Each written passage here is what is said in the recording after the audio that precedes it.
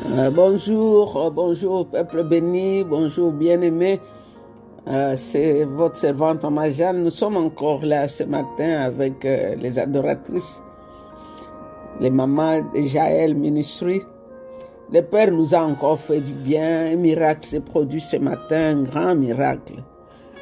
Nous sommes réveillés. Dieu a renouvelé son souffle de vie. Et tu as ouvert les yeux, tu as commencé à marcher, à parler. C'est un miracle. Quand tu dormais, tu ne savais même pas ce qui s'est passé autour de toi. Dieu a pris la température de ton corps. Dieu a veillé sur la circulation de sang dans tes veines. Dieu prenait les battements de ton cœur et les contrôlait. Et tu es là, debout, tu respires. Il te garde encore de ce côté de la vie. Il te garde de ce côté de l'éternité parce qu'il n'a pas fini avec toi. Il y a des choses pour lesquelles Dieu te garde encore. C'est un joli matin, c'est une jolie journée c'est un mardi. Le soleil est déjà là et on rend toute la gloire au Créateur. Nous bénissons son nom. Il est toujours derrière sa parole pour l'accomplir. Il a dit que chaque matin, il renouvelle ses compassions, il renouvelle ses bontés. Et c'est lui notre Père. Il nous a aimés, il nous a engendrés en Jésus-Christ et il nous a donné la vie. Une vie que rien ne peut arrêter, la vie éternelle. Alors, ce matin, nous continuons la méditation avec Actes des Apôtres. Nous sommes toujours dans le chapitre 7. Toujours le discours d'Étienne qui continue.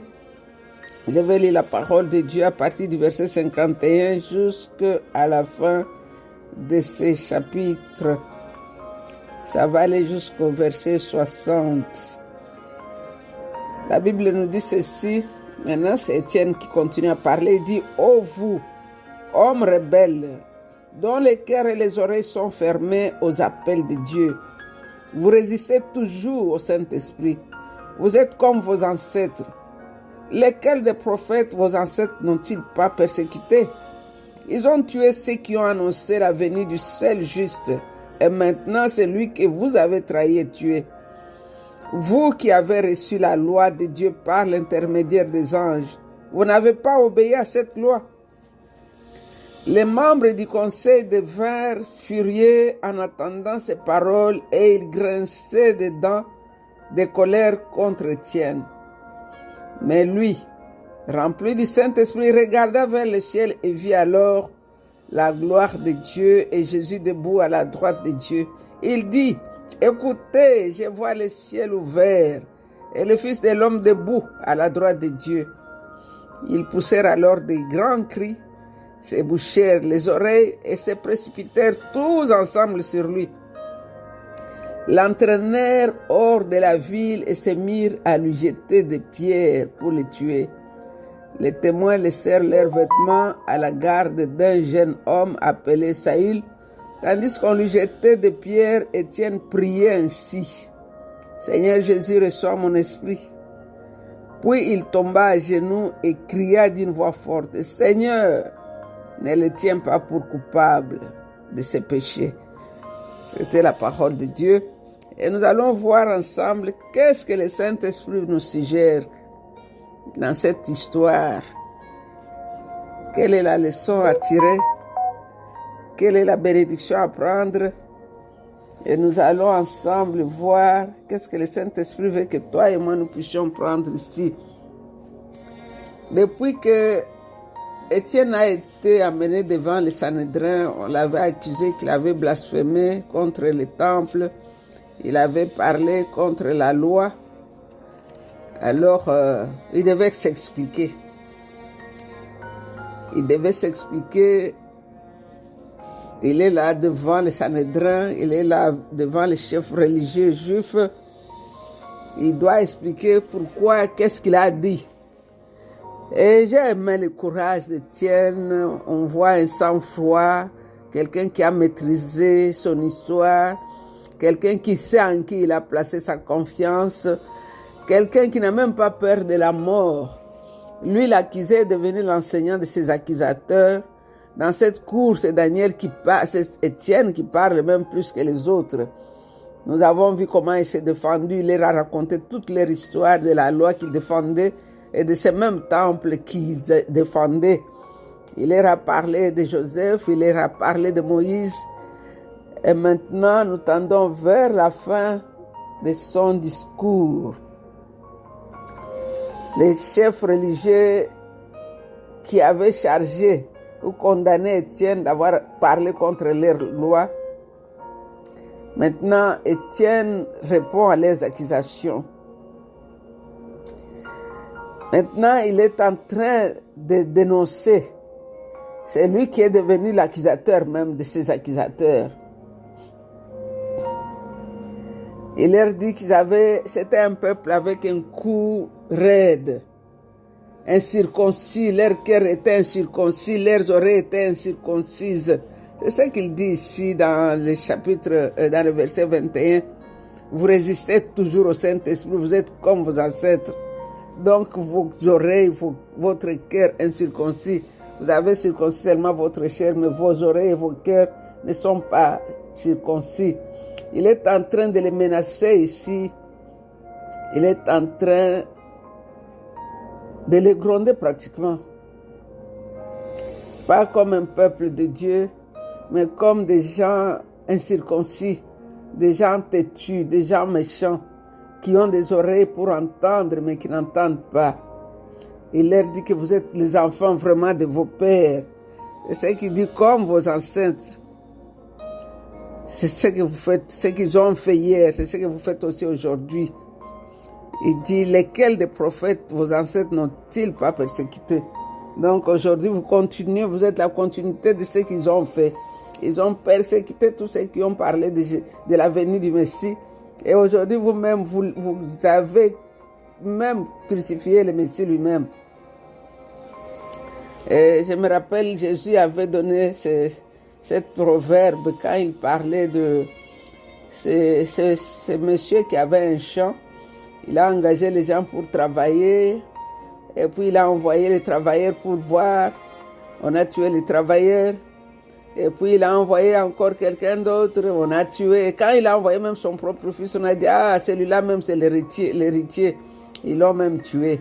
C'est exactement cette histoire qu'Étienne est en train de raconter ici pour ces enfants d'Israël.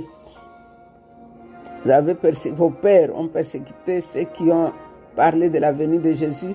Et maintenant, vous-même, vous faites la même chose. Et en plus de ça, même, vous avez même crucifié les justes là. Vous l'avez accusé, vous l'avez remis aux Romains, les païens qui l'ont condamné à mort. Vous qui avez reçu la loi même que vous défendez là, par les anges. Dieu avait utilisé, et vous qui avez reçu la loi de Dieu par l'intermédiaire des anges, vous n'avez pas obéi à cette loi. C'est le verset 53. Donc, selon une tradition rabbinique, la révélation de la loi de Dieu au Sinaï a été faite par l'intermédiaire des anges. On peut voir cela dans Galates 3,19, on peut aussi voir dans Hébreux 2,2. Donc ici, nous voyons que tout est dit ici. Étienne n'a rien caché, Étienne n'a pas supplié ses bourreaux, il savait qu'ils avaient pris la décision de les tuer, qu'ils allaient les tuer. Il fallait qu'il leur dise la vérité. Donc, ils se sont jetés sur lui. Parce qu'ici, eux qui accusaient étaient devenus des accusés. Étienne a démontré leur faute et ils étaient coupables ici. Donc le message, ici nous voyons que c'était le dernier message même que Dieu donnait aux Juifs avant que l'évangile ne commence à se répandre et arrive jusqu'aux gentils que nous sommes aujourd'hui. Donc ici nous voyons aussi du verset 54 au verset 60, là, on nous parle de la mort d'Étienne.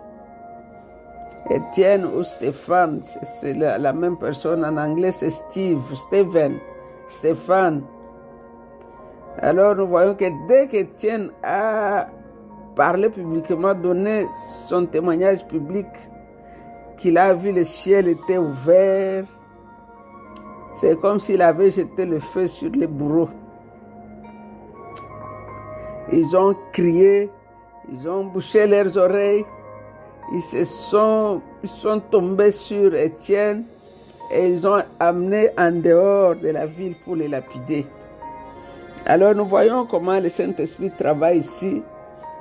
On ne sait pas s'il y avait beaucoup de personnes qui étaient là pour garder les habits des bourreaux, mais spécialement le Saint-Esprit a cité le nom d'un jeune qui était là. Son travail c'était de garder les habits de ceux qui allaient lancer les pierres. C'était Saül. Il a cité son nom, le Saint-Esprit a cité son nom. C'est comme pour nous dire plus tard, vous allez entendre parler de ce Saül. Pour nous dire, gardez bien ce nom-là. Vous allez encore l'entendre. Il y avait beaucoup pourquoi on nous a parlé seulement de lui. Et que le Saint-Esprit l'avait déjà pointé. Tu es témoin aujourd'hui de la mort d'Étienne. Demain, c'est toi-même qui vas parler de ce Jésus-là. Alors, nous pouvons tirer quelques leçons de la mort d'Étienne ici. Ça ressemble un peu à la mort de notre Seigneur Jésus. D'abord, il a prié. Seigneur Jésus, reçois mon esprit dans le verset 59. Jésus aussi avait prié son Père. Il a dit, Père, entre tes mains, je recommande mon esprit. Ça, c'est dans Luc 23, 46. Étienne a prié, Seigneur, ne les charge pas de leurs fautes, car ils ne savent pas ce qu'ils ont fait, ce qu'ils font. C'est ce verset 60. Jésus aussi avait prié, Père, pardonne-leur, car ils ne savent pas ce qu'ils font. Ça, c'était aussi dans Luc 23, 34. Alors ici, qu'est-ce que nous pouvons voir? Étienne était transformé de la même gloire, de gloire en gloire, comme la Bible nous le dit dans 2 Corinthiens 3, 18, que par le Seigneur nous sommes transformés de gloire en gloire. Et puis on nous dit qu'Étienne s'est endormi, tandis qu'on lui jetait des pierres. Étienne priait ainsi, Seigneur Jésus, reçois mon esprit. Puis il tomba à genoux et cria d'une voix forte, Seigneur, ne le tiens pas pour coupable de ses péchés. Après avoir dit ces mots, il mourut. Dans d'autres versions, on dit il s'endormit. Pourquoi? Parce que quand on est enfant de Dieu, on ne meurt pas, on dort. L'esprit rentre, l'âme rentre. La mort pour les enfants de Dieu, dans la version du Nouveau Testament, Paul nous dit que ceux qui sont en Christ se reposent. Le corps se repose. L'âme du croyant rentre vers le Seigneur. Nous pouvons voir cela dans 2 Corinthiens 5, 8. Le corps se repose. Et quand nous voyons ce qui s'est passé ici, les Juifs n'étaient pas autorisés à tuer. Nous avons vu avec le Seigneur Jésus, ils ont trimballé Jésus chez Hérode, chez Pilate, parce qu'ils cherchaient la permission pour le tuer. Mais si dans ce cas ici, ils n'ont même pas attendu la permission. C'est comme si les Romains même leur avaient donné la permission, ils avaient une exception. Quand quelqu'un parle du temple en mal, il faut le tuer. Donc Étienne ici était accusé parce qu'il avait parlé contre le temple. Et ils avaient trouvé qu'Étienne avait péché. Et tandis qu'avec Jésus, c'était que non, il a dit il va détruire le temple et puis il va le rebâtir dans 3 jours. Alors qu'est-ce que nous tirons ici comme leçon? Ce matin, dans notre discussion, les mamans ont beaucoup parlé. C'était vraiment merveilleux de voir la puissance du pardon. Étienne n'a pas attendu après pour pardonner. C'est au moment où il souffrait dans son corps, quand les pierres tombaient sur lui, Étienne a pardonné. Étienne a pardonné par la puissance du Saint-Esprit. Au début, quand on a fait le choix d'Étienne comme diacre, les critères étaient qu'un homme sage, rempli du Saint-Esprit. Nous voyons la sagesse d'Étienne même ici dans sa mort. Un homme sage, un homme craignant Dieu, rempli du Saint-Esprit. Car sans le Saint-Esprit, on ne peut pas pardonner. Si vous voyez quelqu'un qui lutte, qui ne veut pas pardonner, c'est parce que le Saint-Esprit n'a pas encore pris toute la place dans son cœur. La Bible nous dit, soyez conduits par le Saint-Esprit et vous n'accomplirez pas les œuvres de la chair. Le manque de pardon, c'est des œuvres de la chair. Quand tu vois quelqu'un qui ne veut pas pardonner, non, ça là, je ne peux pas pardonner maintenant. Maintenant là, qui t'a dit que ton demain est garanti? Le seul moment que tu as pour pardonner, c'est maintenant et c'est tout de suite. Toi, tu dis non, pas aujourd'hui, ça me fait encore trop mal. Qui te dit, quelle est la garantie que tu as que dans 5 minutes, tu seras encore vivant? Pardonner, c'est tout de suite. Pardonner, c'est quand ça fait mal. Pardonner, c'est quand ça brûle dans ton cœur. Étienne n'a pas attendu, c'est quand on lui cognait les pierres qu'il pardonnait en même temps. Comme son Seigneur, il a suivi le modèle de Jésus. Nous avons vu que cet Étienne n'a pas appris à pardonner les mêmes jours. C'est quelqu'un qui vivait avec le pardon comme son sac à main. Ayant le pardon à notre portée comme notre permis de conduire. Tu ne peux pas sortir de ta maison sans le permis de conduire. Donc c'est ainsi que nous devrions avoir le pardon tout près de nous. Apprenons à pardonner tout de suite là. Jésus a pardonné tout de suite. Pourquoi toi tu ne pardonnes pas? Qu'est-ce qu'on t'a fait qu'on n'a pas fait à quelqu'un d'autre? Qui es-tu pour ne pas pardonner? Si on t'a critiqué, qui es-tu pour qu'on ne te critique pas? Toi aussi tu as déjà critiqué les autres, non? Tu as déjà aussi parlé de mal des autres. Donc dans cette affaire d'Étienne, le Seigneur nous montre la puissance du pardon. Le pardon est une puissance qui libère. Quelqu'un a dit que celui qui ne veut pas pardonner ressemble à quelqu'un qui a bu le poison et qui attend que la personne devant lui meure. Parce que la personne que tu refuses de pardonner, peut-être il a déjà oublié même ce que tu lui avais fait. Mais toi, tu es en train de te ronger avec le manque de pardon. Le manque de pardon tue. Les gens sont morts de cancer, d'ulcère d'estomac parce qu'ils ont refusé de pardonner. Pardonne, ça ne te coûtera rien. Tu seras heureuse d'avoir pardonné, tu seras heureux. Nous avons vu, Étienne nous a appris ici qu'un vrai chrétien, c'est quelqu'un qui pardonne. Nous avons aussi vu la fidélité de Dieu dans cette affaire d'Étienne. Dieu n'abandonne jamais ses enfants. On nous dit qu'Étienne, rempli du Saint-Esprit, a vu le ciel ouvert. Nous avons besoin du Saint-Esprit même pour souffrir. Parce que sans le Saint-Esprit, Étienne n'allait pas voir le ciel ouvert. Sans le Saint-Esprit, il allait voir les bourreaux qui étaient là devant lui. Mais le Saint-Esprit l'a transformé. Il était déjà au ciel. Quand les gens ont tapé son corps, Étienne était déjà au ciel. Il dit qu'il a vu le ciel ouvert. Il a vu Jésus debout à la droite du Père, intercédant pour nous.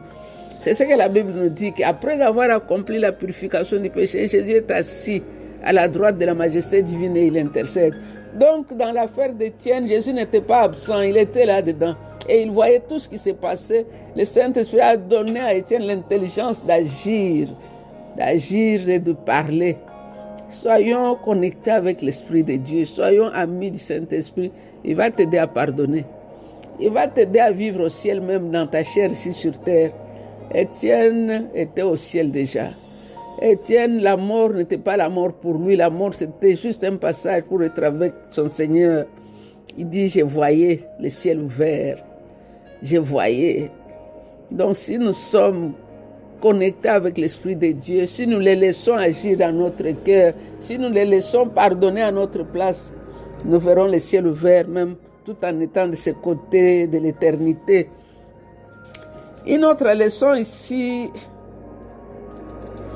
Étienne ici, nous voyons qu'il s'oppose maintenant ouvertement aux Juifs du Sanhédrin qu'il accusait de parler contre Dieu. C'est lui-même qui leur reproche de résister à Dieu et à son esprit.